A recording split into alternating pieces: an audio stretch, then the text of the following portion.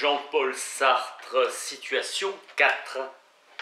Les œuvres de Nabokov sont des œuvres vivaces et toutes négatives, des anti-romans, ouvrages d'imagination avec des personnages fictifs pour mieux décevoir. Destruction du roman, époque de réflexion, le roman réfléchissant sur lui-même, roman d'un roman qui ne se fait pas. Je m'identifie à tous les autres dans l'indistinction de l'universel. L'auteur nous invite à l'intérieur des gens. Nathalie Sarraute a une vision protoplasmique de notre univers intérieur, la conversation sacrée, échange rituel de lieux communs. Leibovitz, son ami, lui demande quelques mots au sujet de son livre. Je n'ai pas de compétences particulières en musique et je ne veux pas me donner le ridicule de redire mal et avec des mots impropres ce que vous avez dit si bien dans le langage approprié. L'art peut se dire humaniste parce que la société demeurait inhumaine. Le musicien s'est depuis la Renaissance constamment adressé à un public de spécialistes. La musique moderne brise les cadres, s'arrache aux conventions, se trace d'elle-même sa route. Pas d'ouvriers à vos concerts. L'esthétique idéaliste dit révolution permanente et la bourgeoisie entend évolution, progrès. Malraux a dit « Toute création est à l'origine la lutte d'une forme en puissance contre une forme imitée ». La musique est un art qui s'appuie sur une technique complexe et c'est un fait qu'elle a besoin d'un public spécialisé, une élite. Les masses travailleuses exigent une musique. L'art et son public se rejoindront dans la médiocrité absolue. Le conflit de l'art et de la société est éternel, car il tient à l'essence de l'un et de l'autre. Picasso, image vivante de cette contradiction, communiste sincère sans éveiller l'intérêt du prolétariat. Changer les mots et un hymne aux morts russes de Stalingrad deviendra une oraison funèbre pour les Allemands, tandis que tout baisse dans cette même ville, tombé dans cette même ville. La servitude ou la terreur, notre époque n'offre pas d'autre alternative à l'artiste. L'artiste se distingue du littérateur en ce qu'il cultive des arts non signifiants. L'unité profonde de tous ces changements qui se commandent, c'est le sens futur du système entier. Rien n'est plus sot que ces théories qui veulent déterminer le niveau mental d'une personne. L'artiste reflète par anticipation à la bourgeoisie la progression sans heurts et sans révolution qu'elle souhaite accomplir. Tout peut finir dans le néant, ou pis encore dans l'enlissement longtemps avant notre naissance, avant même de nous avoir conçus, les nôtres ont défini notre personnage. On a dit de nous, il, des années avant, que nous puissions dire « je ». À travers notre famille, la société nous assigne une situation, un être, un ensemble de rôles. Les luttes sociales déterminent d'avance le caractère et le destin des générations à venir. À peine sorti d'un ventre, chacun est tiré pour le faire entrer de force dans son personnage. Comme ces enfants que les comprachicos tassaient dans les vases de porcelaine pour les empêcher de grandir. L'infini, l'éternel ailleurs, le rêve, Dieu soit loué, il s'en fout. Gorze depuis 32 ans, son existence lui échappe. Je m'ennuie donc j'existe. Il se fera l'homme universel, devenir à la fois tous les Gordes possibles pour que ces vaines équivalences s'annulent, pour n'être enfin que l'homme en devenant tout l'homme. On veut devenir tout l'homme quand on refuse d'être un certain Gordes. En toute liberté, il a décidé comme saint Jean de la Croix, mais sans mysticisme, de ne jamais rien faire pour n'être rien en rien, librement. Son désir le plus intime sort de son cœur par ses mains et cela s'appelle un acte. Le livre de Gordes, Traître, nous concerne tous et s'adresse intimement à chaque lecteur car il est traversé par le mouvement qui nous anime, celui de notre époque. Premier livre d'après la défaite. qui a écrasé l'espoir. 1958. Reprendre le souffle, faire le mort, puis se lever et recommencer tout, tenter de vivre.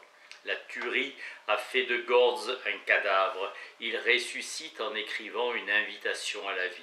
Gide est resté vivant, son refus du pathétique. Gide était prudent, il pesait ses mots, hésitait avant de donner sa signature. Il s'arrangeait pour donner qu'une adhésion conditionnelle.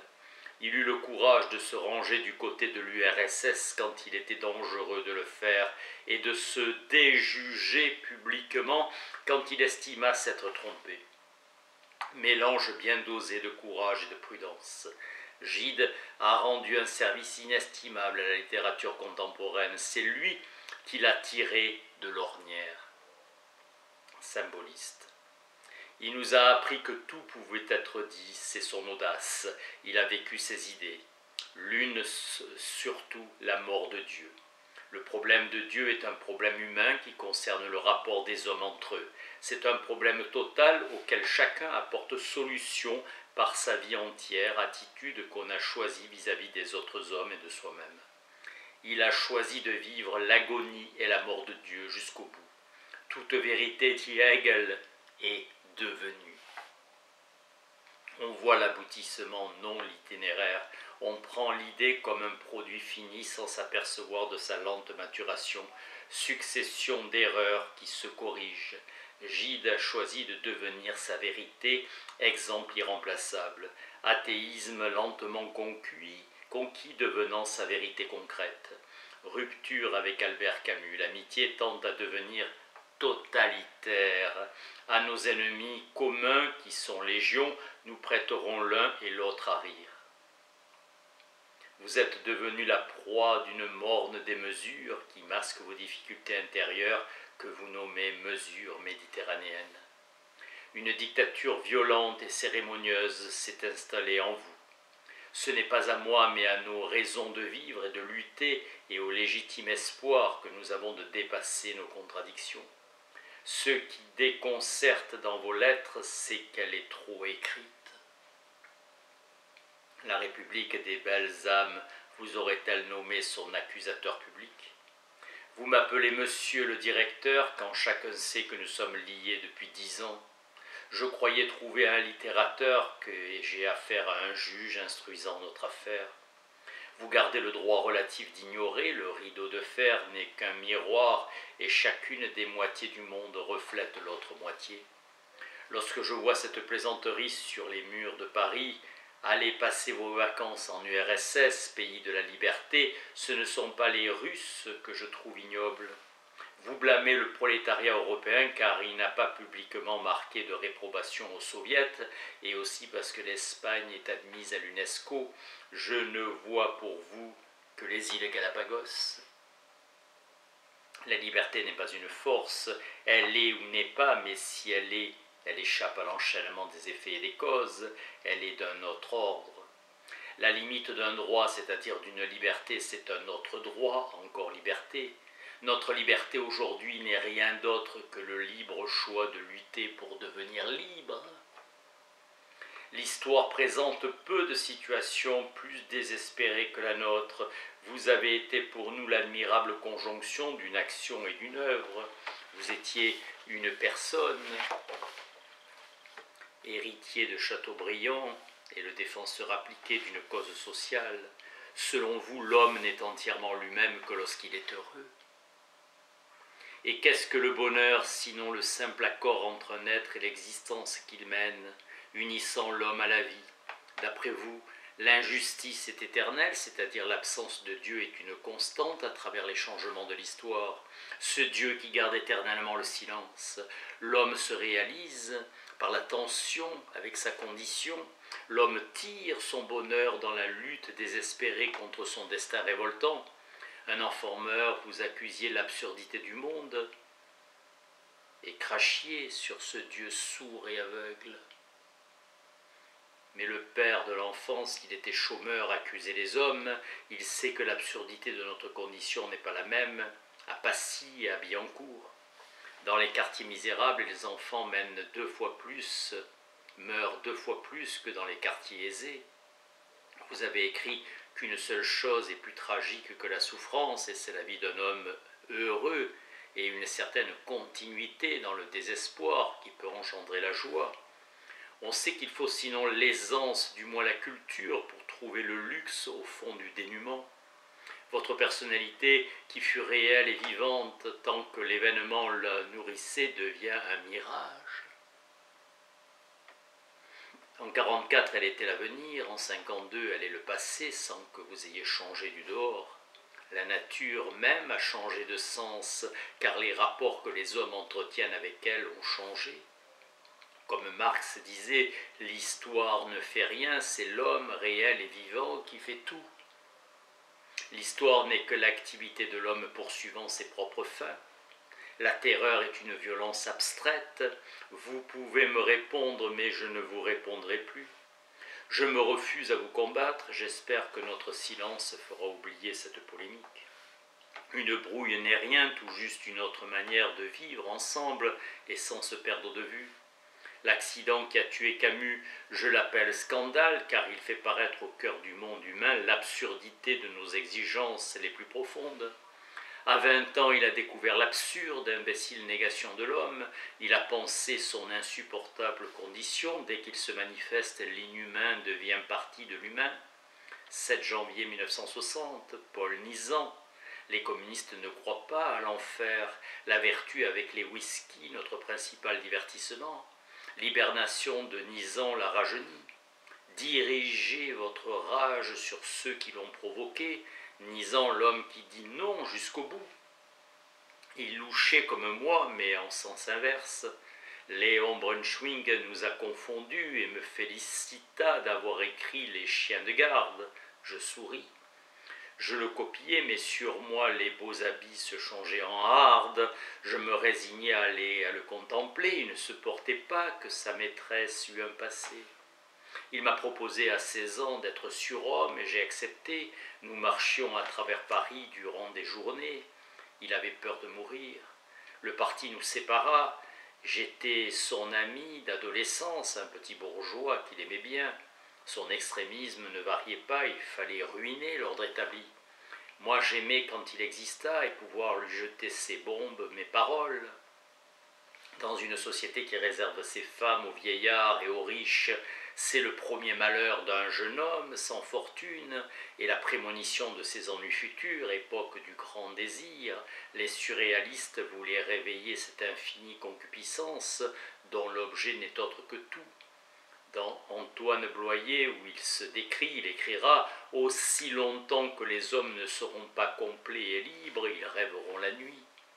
Il souffrait de ces contradictions présentes que pour les déchiffrer à la lumière de l'avenir. Des mutilations nous attendent. Après tout, nous savons comment vivent nos parents. Il se mit à répéter les sombres folies de son père. Il craignait que ces dégoûts très réels ne finissent par lui donner une subjectivité trop exquise. Il voulait être soi et le monde entier le séparer de lui-même. Décrire la plénitude des instants, la doctrine le combla et fit du marxisme une seconde nature. L'écrivain, c'est le parti qu'il a fait. La vérité de la vie est du côté de ceux qui n'ont pas réussi. Je le tenais pour le communiste parfait, son père avait travaillé pour d'autres qui lui volaient sa force et sa vie, contre cela Nizan s'était fait communiste. Merleau-Ponty, d'amis que j'ai perdus qui vivent encore, pascalien dès l'adolescence, avant d'avoir lu Pascal. Il éprouvait sa personne singulière comme la singularité d'une aventure, découvrir le sens de ce qui se passe à partir de ce qui s'est passé. Il voulait comprendre, se comprendre. Il trouvait sa sécurité dans la multiplicité des perspectives. Le marxisme est fondamentalement une pratique dont l'origine est la lutte des classes. Nier cette lutte, il ne reste rien. Deux géants face à face dans le monde, à moi le coucher de soleil, à toi son lever. L'histoire se faisait une pour la terre entière. Merleau-Ponty contestait la légitimité de l'organisation communiste. Il demanda ce que le marxisme offrait. Il trouva l'unité future d'une société sans classe et en attendant une chaude amitié de combat. La revue des temps modernes, nous y rêvions depuis 1943. Pourquoi il signait T.M. des éditoriaux que j'acceptais sans réserve? Je m'accommodais de l'idée qu'il avait le goût de l'indépendance et toute chaîne lui pesait. Un soir Camus révolté, Merleau-Ponty courtois et ferme, l'un se permettait, l'autre s'interdisait les fastes de la violence. Il me révéla que je faisais l'histoire comme M. Jourdain faisait de la prose. Elle m'instruit sans professer par son expérience. Il disait que la philosophie doit être une spontanéité enseignante. Citant Hegel, l'homme d'action a la certitude que la nécessité par son acte deviendra contingence et la contingence nécessité. Du coup, il posait la vraie question philosophique. Qu'est-ce qu'une dérive? Les citoyens soviétiques savent qu'il y a des camps. Ce qu'ils ignorent, c'est l'ampleur de la répression. Un Anglais disait des camps, ce sont leurs colonies. MP répondit, dans nos colonies sont nos camps de travail à nous. Merleau-Ponty. La seule concession, c'est que l'URSS est grosso modo du bon côté de la barrière avec les forces qui luttent contre l'exploitation. En Chine, on crache sur 2 statues de traîtres depuis un millénaire. Ils sont tout luisants. Merleau-Ponty souffrait moins d'être insulté par ses proches que de ne plus pouvoir les estimer. Ceux qu'ils détestèrent en lui, c'était eux-mêmes. Merleau-Ponty ne trahit jamais, débouté, il se réfugia dans sa vie profonde. Merleau-Ponty avait revendiqué du premier jour la position la plus faible, tout faire et ne pas se nommer, comme si son arme la plus efficace eût été sa fragilité. Il n'était engagé par rien ni par personne, léger, libre comme l'air. En 1953, Merleau-Ponty perdit sa mère, elle était sa vie, témoin lucide de son enfance. La douleur, c'est le vide. Cette mort le renvoyait à sa méditation première, la chance qu'il avait fait si malchanceux, la vie, la mort, l'existence. Le philosophe n'est pas celui qui veut expliquer en construisant le monde, mais approfondir notre insertion dans l'être. La descente aux enfers fit découvrir à Merleau-Ponty une découverte du cœur. La nature est en haillons, disait Whitehead. Hostile à l'intellectualisme, Merleau-Ponty interroge le peintre et sa pensée manuelle, sauvage. Artisan privilégié, le corps est pris dans le tissu du monde, mais le monde est fait de l'étoffe de mon corps. Il s'est rapproché de Heidegger, l'être est l'unique souci du philosophe allemand. L'homme reste le souci principal de Merleau-Ponty. En publiant nos 10 sentiments, il semblait que nous dussions les rendre irrémédiables. Chacun n'engageait plus que lui-même. Il nous manquait ni l'affection ni l'estime, l'entreprise. Nous nous opposions l'un et l'autre à la dictature brouillonne du gaullisme et pas du même avis sur les moyens de lutter contre elle. À Maurice Papon, préfet de police, ne s'étonne plus de rien. Merleau-Ponty donne l'antidote en s'étonnant de tout. Il rappelle après Platon que le philosophe est celui qui s'étonne et ajoute que l'attitude philosophique disparaît aussitôt que cesse l'étonnement. Nous nous retrouvons par notre aventure temporelle au sein de l'aventure humaine, singulier dans la culture universelle. Voilà comment s'aiment les hommes à notre époque mal. Jacopo mit à la porte de Titien car il a du génie. Titien n'était pas commode et à 12 ans le don n'est rien, un rien l'efface. Il faut de la patience pour changer l'aisance en talent 1530. L'art de peindre reste une technique compliquée, un savoir-faire plutôt qu'un savoir. Voilà sur le jeune Robusti, seul Tintoret promet d'être excellent, la voie est libre, providence réservée aux adolescents qui vont mourir. Le Titien désigne officiellement son successeur, le Véronèse. À 30 ans, il frappa fort. Saint-Marc, souvent l'esclave, l'œuvre étourdie.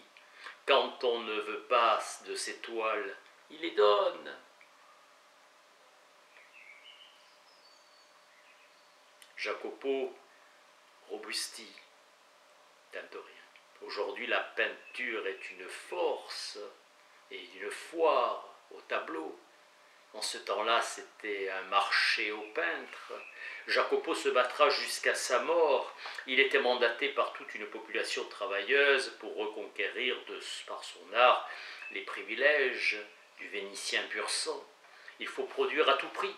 Jacopo le pestiféré vivra en demi-quarantaine au milieu des siens, les aimant d'autant plus que les autres sont plus nombreux à le détester. Tintoret capte à son insu le protestantisme larvé et travaille pour des marchands et parignards. Il restera à Venise, l'étranger commençant à Padoue, il n'en sortira pas. Jacopo Robusti restera maître chez soi, indépendance économique et liberté de l'artiste. Tintoret a voulu être le plus humble des riches et le plus distingué de leurs fournisseurs, faux bourgeois plus vrais que les vrais. Sur ses toiles, l'image embellie d'une bourgeoisie qu'il ne trahit pas. Sans l'art, que serait-il teinturien? La force l'arrache, teinturier. La force l'arrache à sa condition. Il incarne le puritanisme bourgeois dans une république aristocratique à son déclin. Michel-Ange ne connaît pas de rival et n'admet aucun juge. 100 ans plus tard aux Pays-Bas, on redécouvrira l'être dans la profondeur du paraître et l'apparence reprendra sa dignité. Vermeer nous donnera le ciel et la terre sous la forme d'un petit mur de briques. En Italie, montrer l'homme au Tout-Puissant qui a daigné le tirer du limon, c'était un acte de grâce, un sacrifice. Le génie, mot nouveau, conflit du relatif et de l'absolu, Dieu sais-tu, reste Venise comme jury d'honneur. La Sérénissime a fin de prestige. Le Tintoret n'aurait écrit sur les murs de son atelier la couleur de Titien et le modelé de Michel-Ange. Aucune référence à Jacopo Robusti.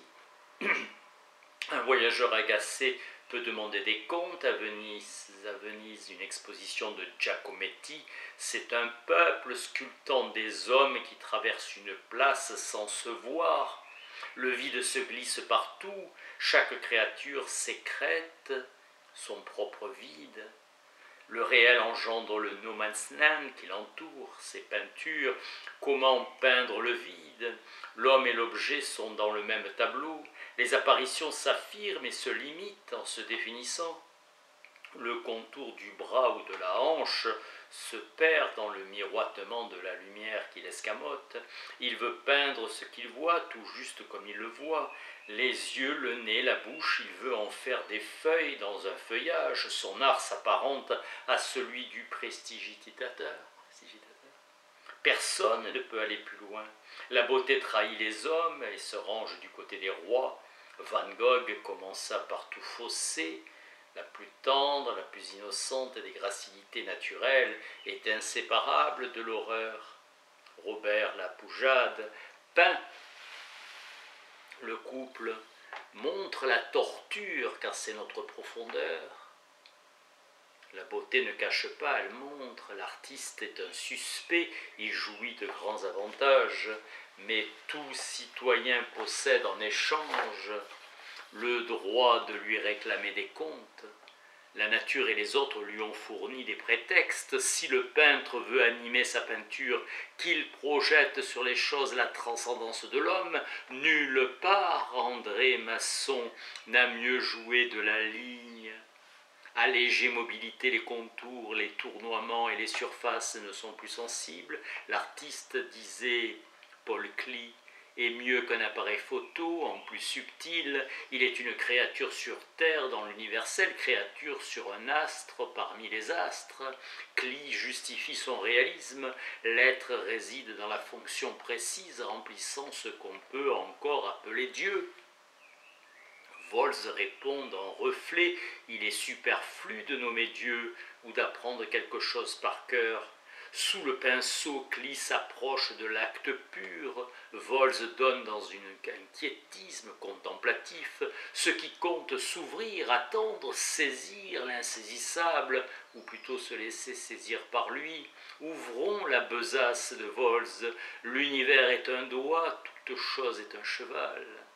altérité de l'être révélant dans un doigt la présence cancéreuse de tout, ou du buffet Excel. Il peint les femmes en braves bêtes besogneuses. Volz est fasciné par les structures microscopiques de la matière. Autre loi, toutes les fixées, cernées, les contours sont arrêtés, intime accident de la substance, la chose surgissant provoque une indétermination radicale du site. Notre condition humaine ne dévoile son insoutenable horreur qu'à des yeux sans connivence. Enfin, l'objet paré, c'est l'être et c'est le monde, c'est l'angoisse, c'est l'idée, gouache improvisée qui ne se renvoie qu'à soi. La beauté, preuve silencieuse, unité cosmique des parties et du tout, Werner Hoffmann a raison de comparer ces gouaches à ces créatures d'une abominable beauté qu'on voit dans les aquariums de Naples ou de Monte-Carlo. La plus belle d'Europe, c'est la rue Rochechouart. Quand on la regarde du boulevard Barbès, on croit deviner la mer. La vraie Venise, vous la trouverez toujours ailleurs. L'autre Venise est au-delà de la mer. Je relève les yeux, tout est redevenu pareil.